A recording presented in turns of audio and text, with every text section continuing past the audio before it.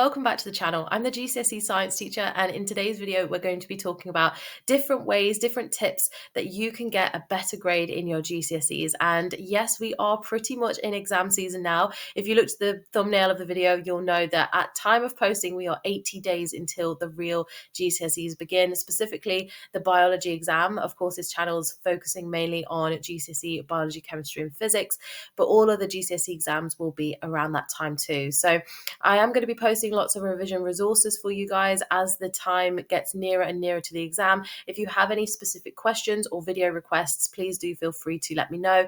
I will also continue normal video production, if you will, for biology, chemistry and physics videos after this one. So everything will resume, but I thought it'd be worth just mentioning that if you need a sign to start revising, now is your time to do so.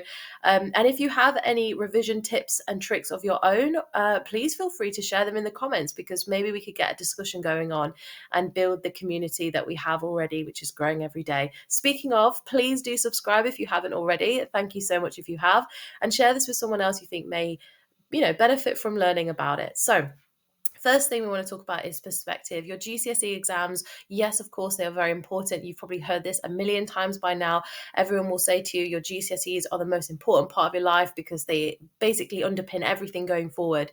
And yes, to some extent, they are very important. But of course, there are lots of people who've been incredibly successful who only have a few GCSEs or maybe not even any. And I want you to keep that in your mind, because if you have a successful mindset, you will be successful in any walk of life. So one thing to remember though, whatever it is you want to do, whether you want to go and do medicine, you want to start an apprenticeship, you want to work with your family business, whatever it is that you're interested in pursuing, look at the qualifications that you need for that particular role and really prioritize those so you know that you're meeting the basic requirements.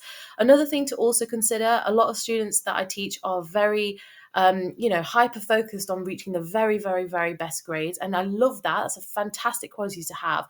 But just remember perspective, because actually, sometimes you don't need to know as much as you think you do to get the grade you want. So for example, I remember I had a student that really needed to get a grade 6 so they could pursue the subject at A level. They needed at least a grade 6 to do so. And if you actually look at the different exam board grade boundaries, you'll see that grade boundaries will tell you the minimum mark you need to get into that particular grade. And for the example of biology and chemistry higher combined in the paper in 2023, you'll see that actually you only needed about half marks to get a grade 6. And that was a real eye-opener to a lot of the students. They didn't realize that, oh, okay, only half the marks will get you a grade 6. That makes me feel a lot better.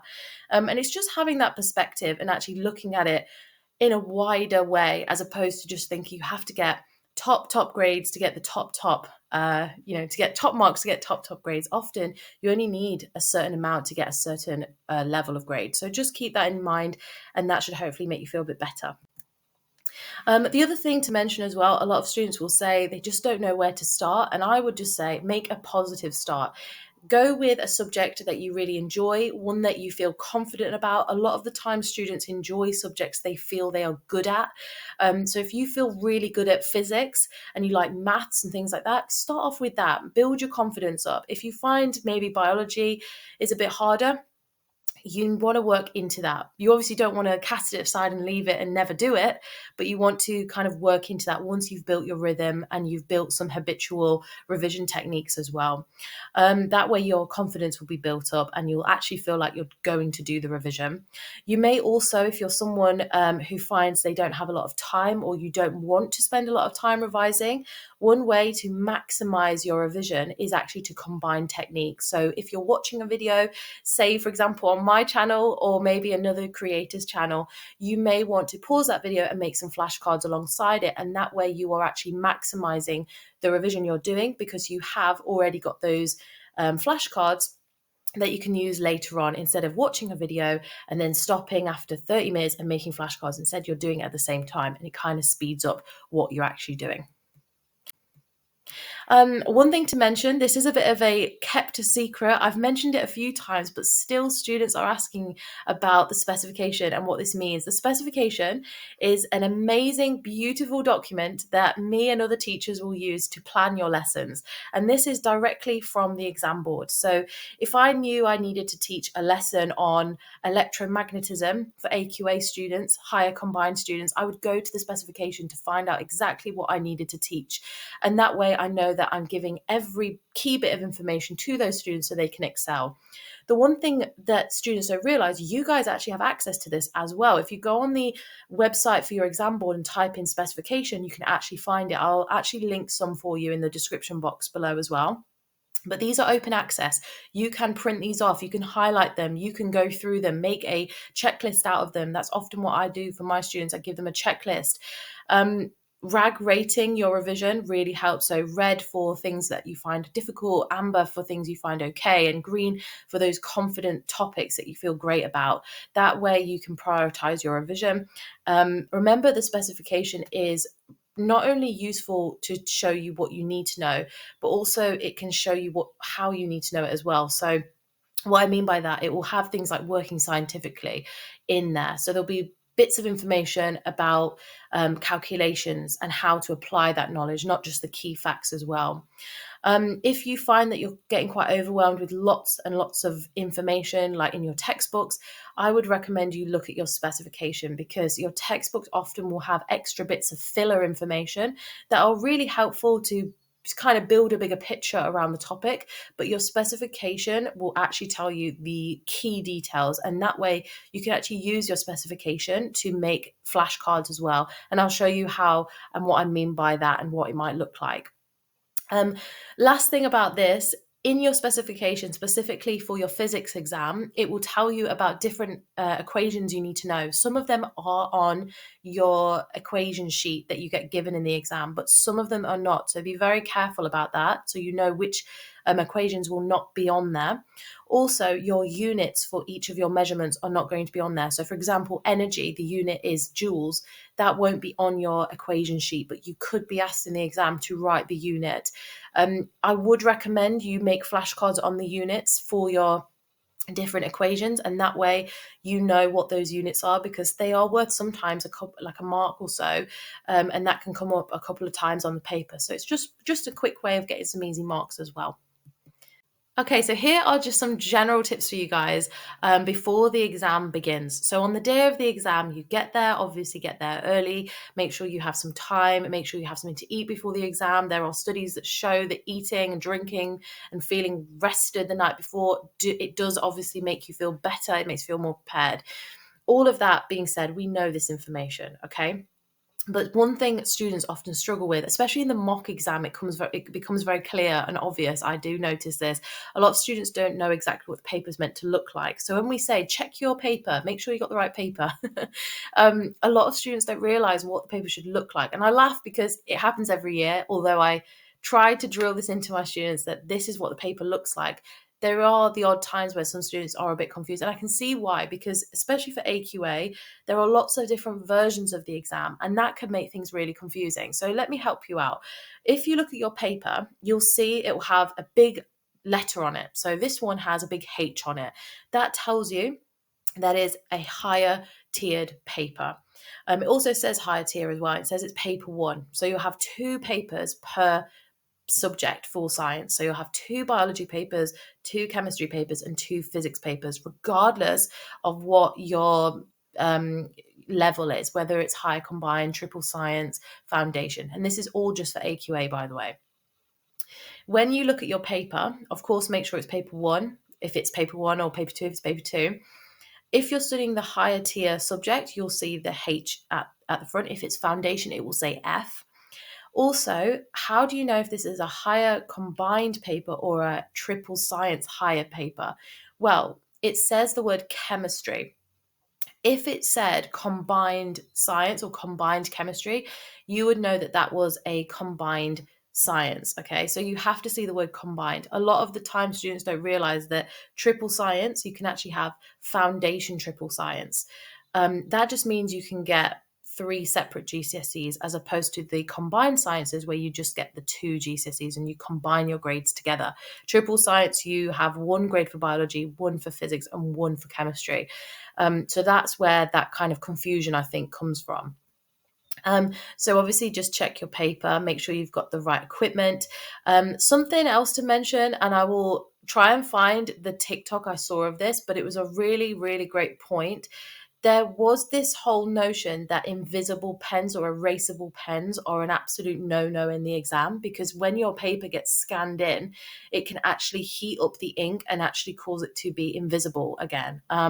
I will look and see if I can find that TikTok. I cannot remember the creator who made this, but if I do find it, I'll leave it in the description box below. It was showing how this worked. So make sure your pen is blue or black and it is a non-erasable pen. That way, when they scan your documents in for marking, your work won't just be heated up and essentially erased away. So that's something else to mention.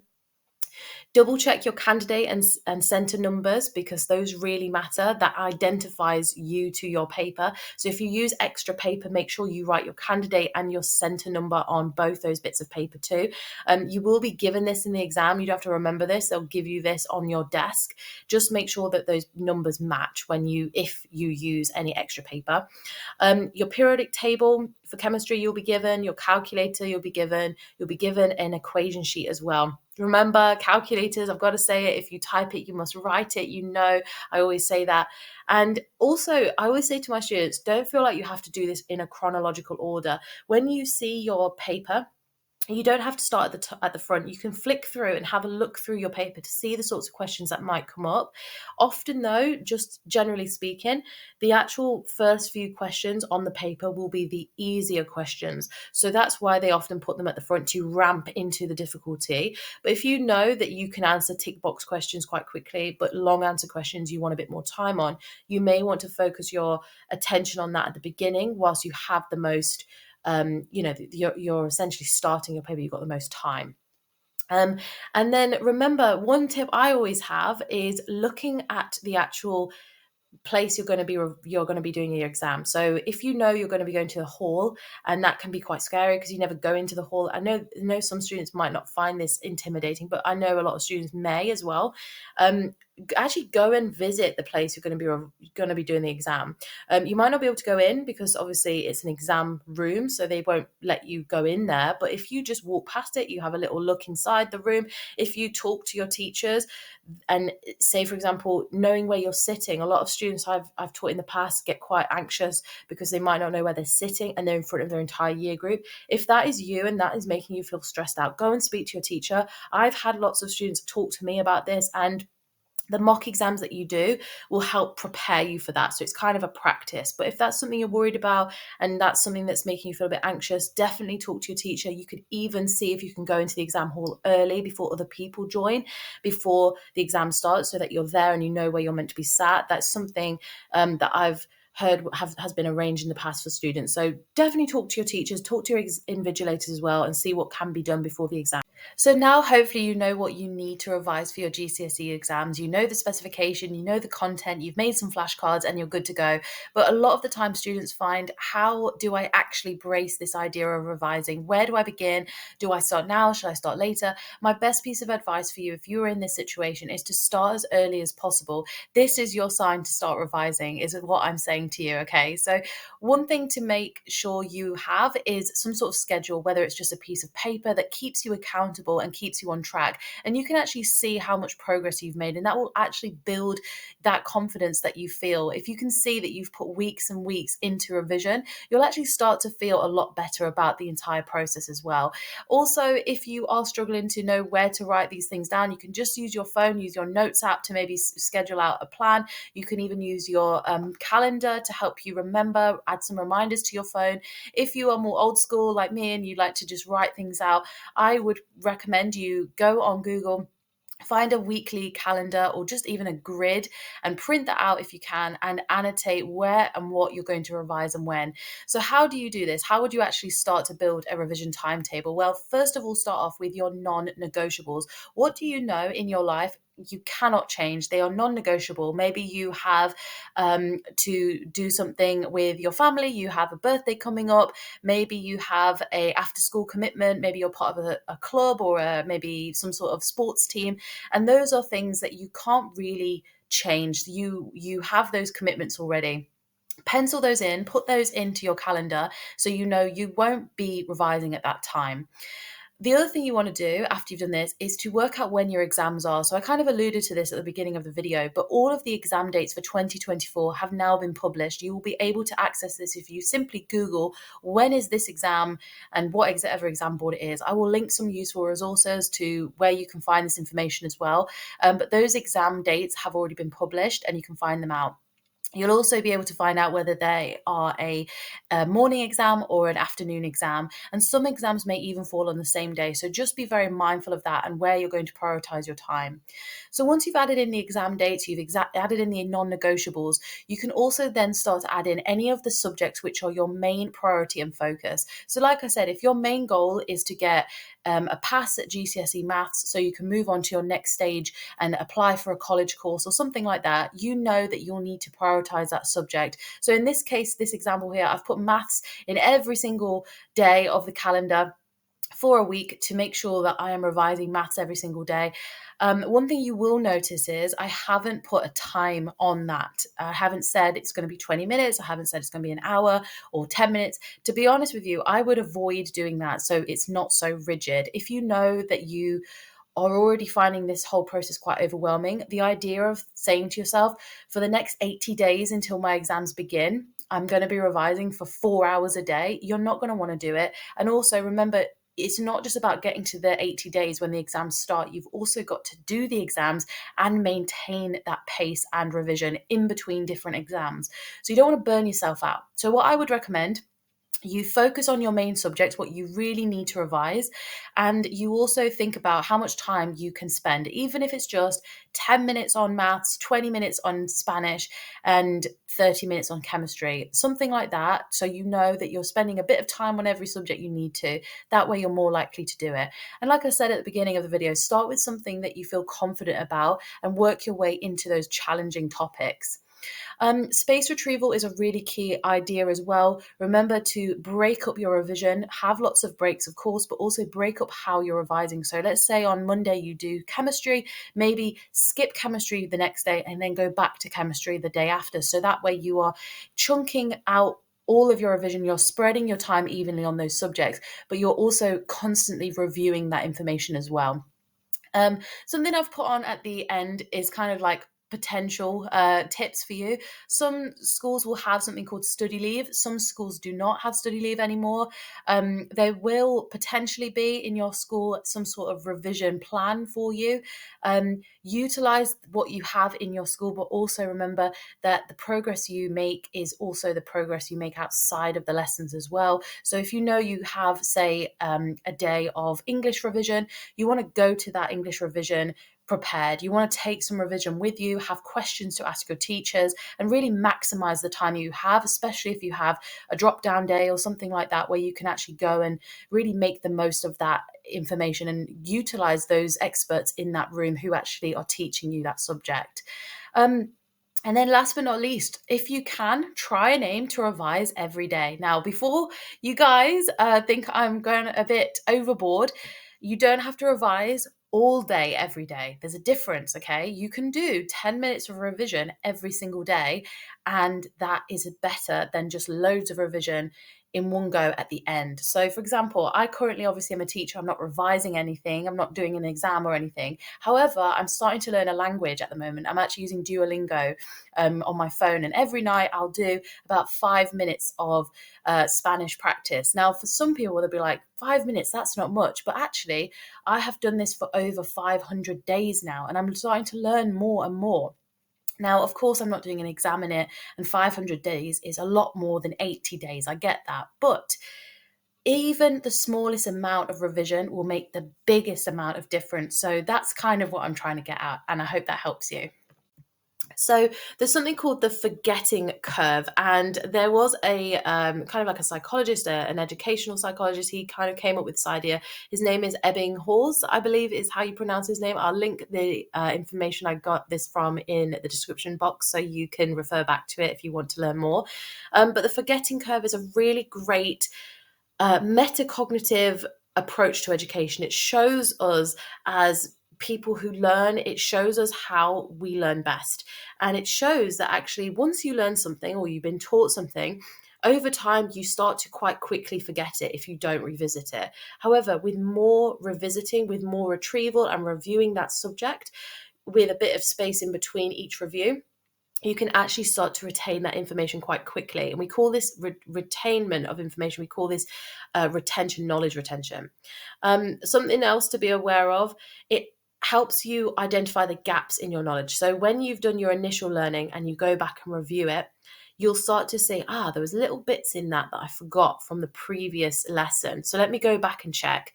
The second review, you'll have the same thing. You'll find small bits of information that you forget. So you can actually combine this technique with one called blurting, which essentially is where you get a big piece of paper and you write down everything you can remember about that topic, and then go back and check anything you've missed out and add it in. And that way you can actually build up your, essentially you can build up your forgetting curve and forget less and remember more.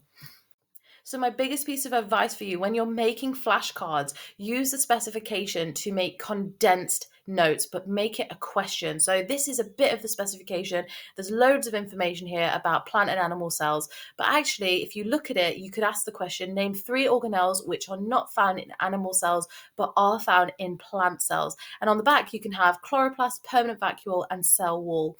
That way you can condense this information and make it more effective and make it an active approach to revision. Also, only make flashcards for topics that are in the amber or red zone, so topics which you find slightly more tricky to remember and you need more practice on. If you know loads about cell biology, don't waste your time making flashcards about them. Just go back and review your notes, but flashcards should really be used to trigger a response in you to make sure that you can actually challenge yourself and get to the right answer. And then lastly, if you want to make the most out of your time, use a timer. I actually do this in my everyday life. If I'm cleaning my house, I'll put a timer on so I'm effective with that time. I only want to spend 10 minutes, go. And it keeps you accountable.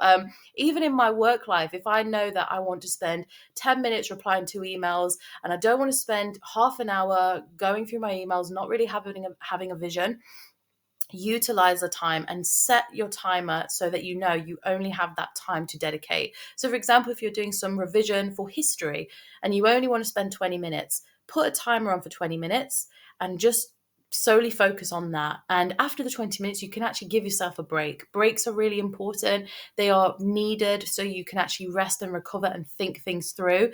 That way you are going to get the best out of your revision as well.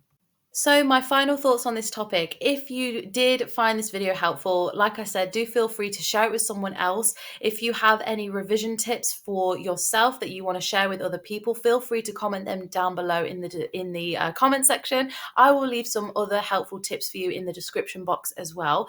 Remember that you are not alone. Everyone will be feeling nervous, stressed. They might be feeling up and down throughout the exam period. So if you do need to speak to someone, go and speak to a trusted adult in your life, whether it's someone at school, someone at home.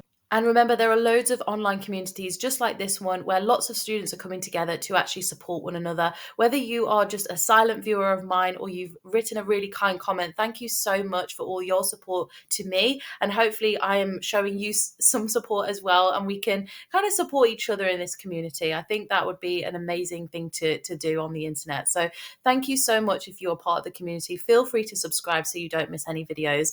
And like I said, yeah, if you have any revision tips that you have tried out and you swear by, feel free to comment those down below because it's always great to hear from you and it will help someone out. I am sure of it. And that's it from me, everyone. Thank you so much. I've been the GCSE science teacher and you have been curious. If you did enjoy the video, feel free to give it a like and subscribe. Share it with someone else so they also feel included in this community. And if you want more revision from me, I have an Instagram and a TikTok where I post lots of revision resources as well, lots of content. So if you are interested in those, everything is at the GCSE science teacher.